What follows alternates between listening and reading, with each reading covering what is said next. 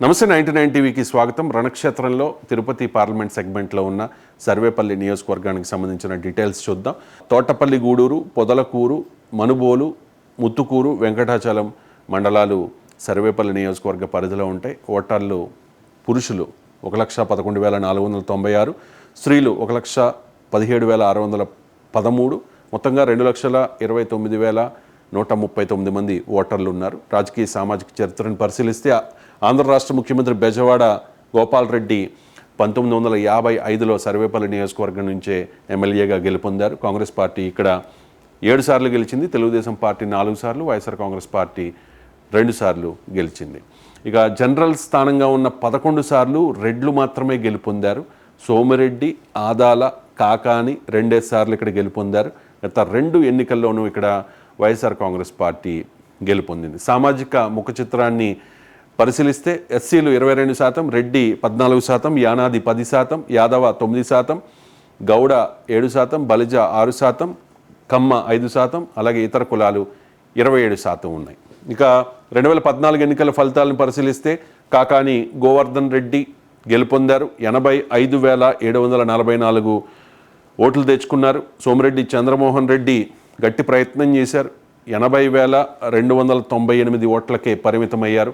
5,446 ఓట్ల మెజారిటీతో కాకాని గోవర్ధన్ రెడ్డి గెలుపొందారు. 2019లో కూడా ఇదే సీన్ రిపీట్ అయింది. కాకాని గోవర్ధన్ రెడ్డి మరోసారి గెలిచారు. 97,272 ఓట్లు దక్కించుకున్నారు. సోమిరెడ్డి చంద్రమోహన్ రెడ్డి 83,299 ఓట్లకే పరిమితమయ్యారు. మెజారిటీ 13,973. మరి ఇప్పుడు పోటీ ఎలా ఉంటుంది? మళ్ళీ వాళ్ళే పోటీ పడుతూ ఉన్నారు. మరోసారి సోమిరెడ్డి చంద్రమోహన్ రెడ్డి ఇక్కడ అదృష్టాన్ని పరీక్షించుకుంటూ ఉన్నారు. కాకాని గోవర్ధన్ రెడ్డి వైఎస్ఆర్ కాంగ్రెస్ పార్టీ నుంచి పోటీలో ఉండి ఇక్కడ హ్యాట్రిక్ కొడతానని చెప్తోన్న పరిస్థితి. ఇక వైఎస్ఆర్ కాంగ్రెస్ పార్టీ అభ్యర్థి కాకాని గోవర్ధన్ రెడ్డి నెల్లూరు జడ్పీ చైర్మన్గా రాజకీయ జీవితాన్ని ప్రారంభించారు.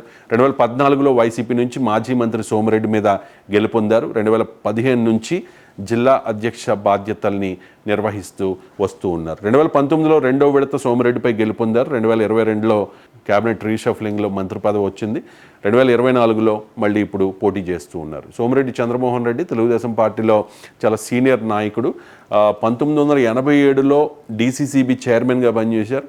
1994లో మొదటిసారిగా సర్వేపల్లి నుంచి పోటీ చేసి గెలిచారు. అప్పుడు మంత్రి కూడా అయ్యారు. 1999లో మళ్ళీ గెలుపొందారు.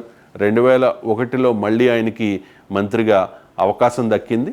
ఆ తర్వాత 2004, 2009, 2014, 2019 వరుసగా 4 సార్లు అదే సర్వేపల్లి నియోజకవర్గం నుంచి సోమిరెడ్డి చంద్రమోహన్ రెడ్డి పోటీ చేశారు. 4 సార్లు కూడా ఆయన ఓడిపోయారు. 2015లో ఎమ్మెల్సీగా నామినేట్ అయ్యారు. ఆ తర్వాత చంద్రబాబు నాయుడు గవర్నమెంట్లో మంత్రిగా కూడా 3వసారి మంత్రిగా ఆయనకి అవకాశం దక్కింది. ఇక ప్రధాన అంశాలు చూద్దాం. వైఎస్ఆర్ కాంగ్రెస్ పార్టీ విధానాల మీద, అవినీతి మీద ఉద్యమించడం సానుకూల అంశంగా మారే అవకాశం ఉంది సోమిరెడ్డి చంద్రమోహన్ రెడ్డికి.